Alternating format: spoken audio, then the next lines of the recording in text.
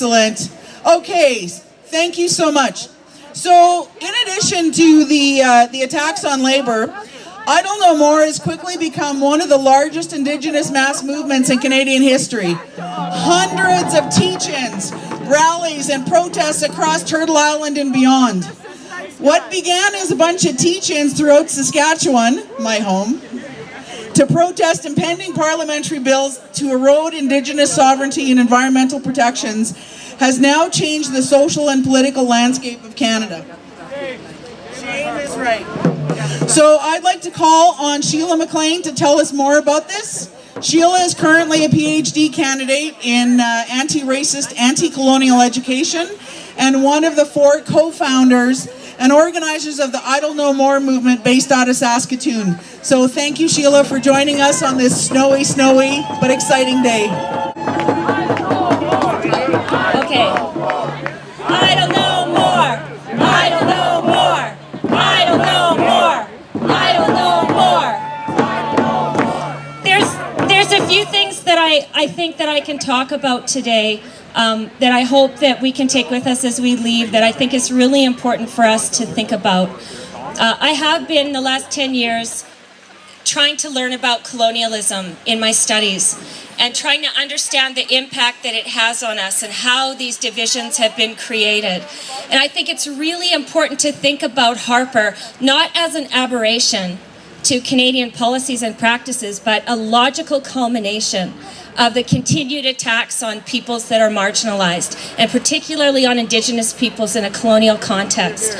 And as white settlers, there's so many things we can do to support this movement.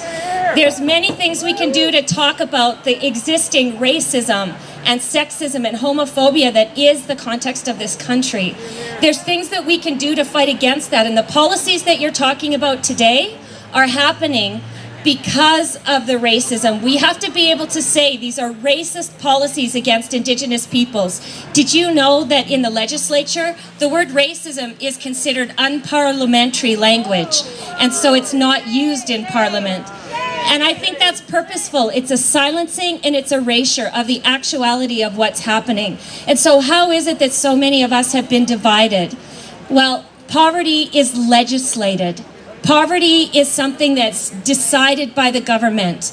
The workers' rights are legislated. These legislations of policies and practices have also impacted Indigenous peoples as they become oppressed in their own lands. These are Indigenous lands and resources, and yet even today they're having to fight for their rights.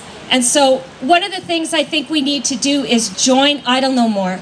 This movement is purposeful. It's led by Indigenous peoples because that is the history of this country. This is a colonial country. And until we acknowledge the impact of colonialism on all of us, then we won't be able to move forward. This isn't just a class-based war. This isn't just a war of workers. This is a war and attack on all of us as individuals in terms of our race, our class, our sexuality, all of those divisions, our ability. And so one of the ways we can unite is to understand that history. I'm always disturbed when I hear people talk about a Canada as though there was a Canada that at some point was sort of where equality existed. People have always had to fight for their rights in this country. There has never been a time when people haven't had to fight for their rights in this country. And I'm here to invite you today to join with Idle No More, because this is the revolution that's going to change what's happening. Indigenous peoples are the ones that can protect the land and waters. They have inherent rights to do that, and that those rights are legislated, not just in the United Nations Declaration of the Rights of Indigenous Peoples, but also in our Constitution, and also long before contact, those rights were intact, that nationhood was intact. And so I think today, when we're talking about rights and we're talking about the attacks of Harper, we have to talk about it within a colonial context. And we also have to see what these ideologies and policies are. Yesterday, I was talking to the Saskatchewan Federation of Labour, and I put up on the screen 14 or 15 different warning signs for fascism.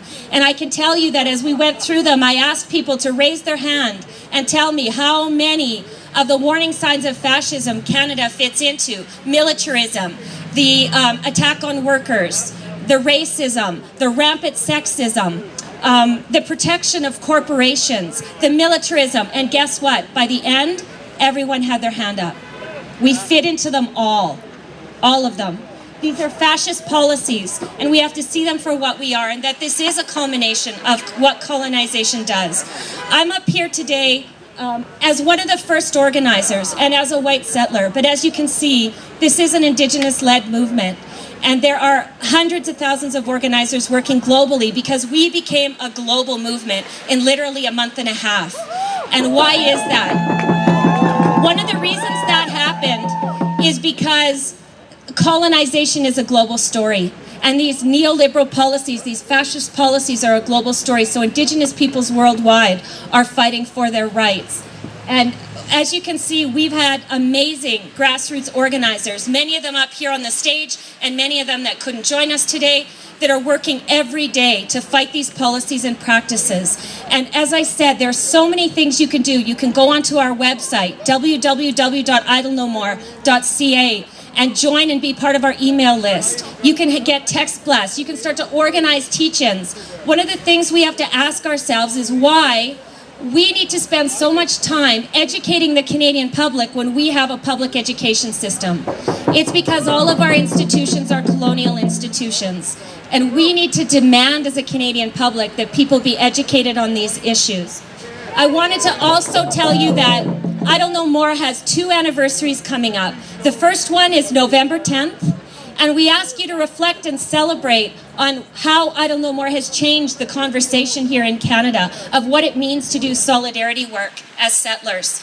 And I also think that December 10th is really important because that was our National Day of Action, and our call out meant that we asked people across Canada to join us to act against Harper and these bills. And what we had was thousands of people mobilized to fight against Harper and these bills. And I want to share the microphone with one of the organizers that's here. Her name is Twyla Eaglebear Singer. So she can just talk to you about what her community is facing right now. There you go. Okay. I'm from the Blood Tribe. Right now, everybody's probably heard about El Sapaktuk and the Mi'kmaq and what they're going through. We're going through the same thing in southern Alberta. On a lot of the reserves, there's fracking. It's a fight that's been going on for quite a while. We've been doing it for 30 years. A lot of people don't realize how long fracking has actually been going on, especially on reserve, and there's a lot of light being shed on it because now it's moving off reserve, and we're seeing it in smaller communities, and maybe it's even hidden. You know, there's fracking sites in the mountains. We're asking for your help. I'm here today to ask for everybody here to come help us. Injury to one is an injury to all!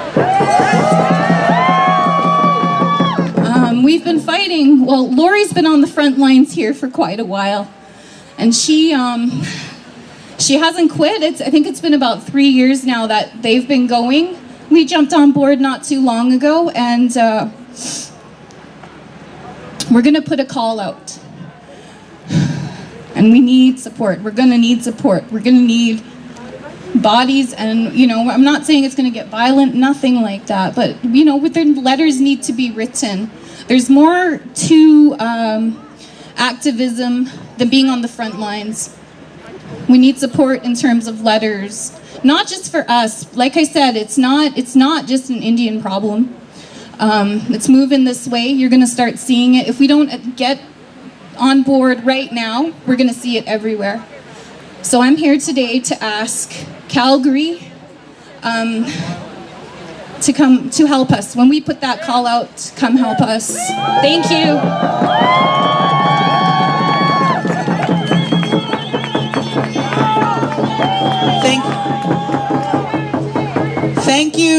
Thank you. And you can be sure we will